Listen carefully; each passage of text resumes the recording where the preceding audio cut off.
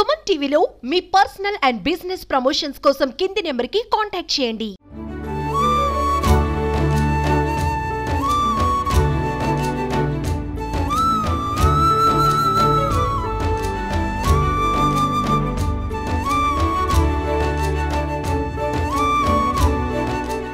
ఓం నమో వెంకటేశ. ఏడుకొండలవాడ వెంకటరమణ గోవింద గోవింద. ఎంత చెప్పుకున్నా ఎన్నిసార్లు చెప్పుకున్నా ఆ వైకుంఠనాథుని వెంకటేశ్వర స్వామి లీలలు ఎన్నిసార్లు వినాలన్నా వింటూనే ఉంటుంటాం. సో స్వామివారి గురించి తెలుసుకునేందుకు మనమైతే వచ్చేసాం విజయనగరం జిల్లా గజపతి నగరం నియోజకవర్గం దత్తిరాజేరు మండలం దత్తి గ్రామంలో వీంచేసి ఉన్న శ్రీదేవి భూదేవి సమేత అయినటువంటి కళ్యాణ వెంకటేశ్వర స్వామి దర్శన భాగ్యానికైతే వచ్చేసాం. సో మన ముందు ఉన్నారు ఆలయ ప్రధాన అర్చకులు. సో ప్రతి ఒక్క భక్తులు కూడా ప్రత్యేకంగా శనివారం నాడే స్వామివారి దర్శనం చేసుకోవాలని కుతూహలపడుతుంటారు. శనివారం నాడు స్వామి భాగ్యం కోసం ప్రతి ఒక్కరు కూడా తిరుపతి వెళ్తుంటుంటారు. సో ఏంటి శనివారానికి స్వామివారికి ఉన్న మధ్య బంధం ఏంటో కూడా ఒకసారి అడుగుదాం. పంతులు గారు నమస్తే అండి. నమస్తే. ప్రతి ఒక్క భక్తుడు శనివారం అనేసరికి ఇంకా వెంకటేశ్వర స్వామి మాత్రమే గుర్తొస్తారు. సో శనివారానికి వెంకటేశ్వర స్వామికి ఉన్న బంధం ఏంటండి? శ్రీయకాంతాయ కళ్యాణధే నదే అనిదినాం శ్రీ వెంకట నివాసాయ శ్రీనివాసాయ మంగళం శ్రీ వైకుంఠ విరక్తాయ స్వామి పుష్కరే రమయ రమమనాయ వెంకటేశాయ మంగళం.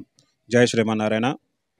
దత్తి గ్రామంలో వేంచేసి ఉన్న శ్రీదేవి భూదేవి సమేత శ్రీ కళ్యాణ వెంకటేశ్వర దేవాలయంలో ఈరోజు ధనుర్మాసంలో అత్యంత ప్రీతికరమైన రోజు వైకుంఠ ఏకాదశి, ముక్కోటి ఏకాదశి.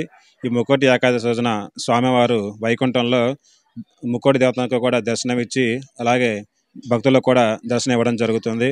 పూర్వకాలంలో మొట్టమొదటగా ఈ ఉత్తరద్వార దర్శనం అనేది శ్రీరంగంలో మాత్రమే జరిగేది. కాలక్రమేణా చాలామంది కూడా అక్కడికి వెళ్ళి దర్శనం చేసుకోలేకపోతున్నారని చెప్పేసి ప్రతి వైష్ణవ దేవాలయంలో వైకుంఠ ఏకాదశి రోజున ఈ ముక్కోటి ఏకాదశి ఉత్తరద్వార ఏర్పడడం జరిగింది. అయితే శనివారం నాడు వెంకటేశ్వర స్వామికి ఎందుకు ఇష్టమంటే స్వామివారు పుష్కరిణి వైకుంఠం నుంచి మొట్టమొదటగా భూమిపై కాలు పెట్టి స్వామివారి కొండ మీద మొట్టమొదటి కనుగొన్న రోజు శనివారం. అలాగే శనివారం నాడు ఎవరైతే విష్ణుమూర్తిని పూజిస్తారో, వెంకటేశ్వరం పూజిస్తారో వారికి ఎటువంటి కూడా నీలబిందులు కలగకుండా నేను చూసుకుంటా అని చెప్పేసి శని భగవానుడు విష్ణుమూర్తికి ఆజ్ఞ ఇచ్చిన రోజు శనివారం. అలాగే స్వామివారు ప్రతి శనివారం కూడా విశేషమైన అలంకారంతో స్వామిని అలంకరించడం జరుగుతుంది. కొన్ని కోట్ల మంది కూడా ప్రతిరోజు కూడా స్వామివారిని దర్శనం చేసుకోవడం జరుగుతుంది.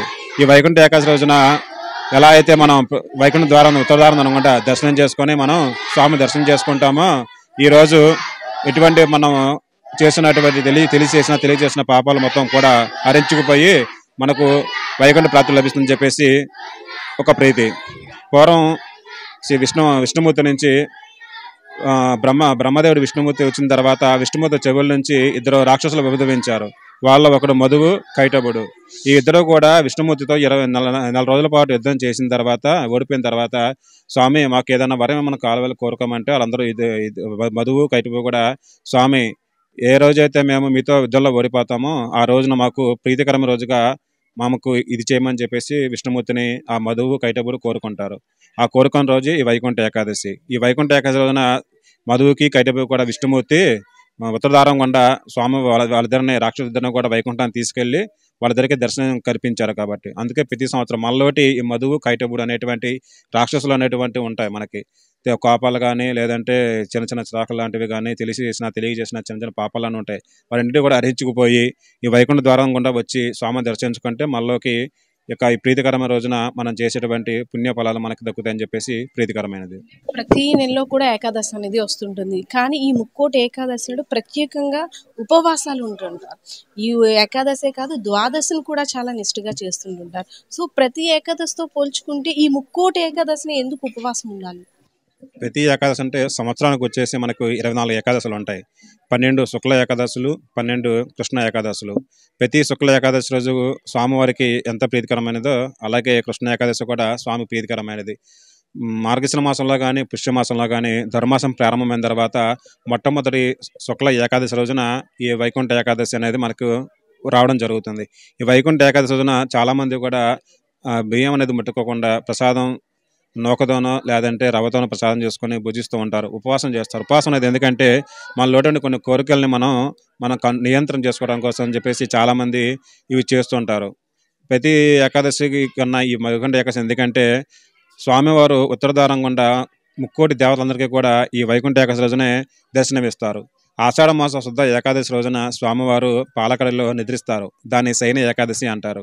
అలాగే కార్తీక శుద్ధ ఏకాదశి రోజున స్వామివారు నిద్రలేచి ఆ కార్తీక శుద్ధ ఏకాదశి నుంచి ఈ ముక్కోటి ఏకాదశి రోజు వరకు ప్రతి 33 కోట్ల మంది దేవతలందరికీ దర్శనం ఇచ్చిన తర్వాత ఇవాళ రోజున మధువు ఖైరవుకి దర్శనం ఇచ్చి ఆ తర్వాత భక్తులందరికీ మనం ఈ స్వామివారి దర్శనం ఇవ్వడం జరుగుతుంది. ఈ ముక్కోటి ఏకాదశి రోజున ఎవరైతే ఉపవాసం చేసి స్వామిని నిష్టగా పూజించి స్వామివారి యొక్క దర్శనం చేసుకుని తీర్థప్రసాదాలు తీసుకుంటారో వాళ్ళకి ఎటువంటి కష్టాలు లేకుండా చూసుకుంటా అని చెప్పేసి విష్ణుమూర్తి యొక్క అభయం ఇవ్వడం జరిగింది. ఉత్తర ద్వార దర్శనం చేసుకోవాలని ప్రతి ఒక్కరు కూడా ఆలోచిస్తుంటుంటారు. కొంతమందికి అవకాశం ఉండొచ్చు, కొంతమందికి అవకాశం లేకపోవచ్చు. అంటే కొన్ని ఏరియాస్లో బిజీ షెడ్యూల్ అవ్వచ్చు, లేదంటే కొన్ని చోట్ల ఉద్యోగాలు చేసే చోట టెంపుల్కి వెళ్ళే అవకాశం కూడా లేకపోవచ్చు. సో అలాంటి వారు స్వామివారి భాగ్యం కలగాలంటే గుడికి వెళ్ళలేని వారు, అలాగే ఉత్తర ద్వార దర్శనం చేసుకోలేని వారి కోసం రెమెడీ.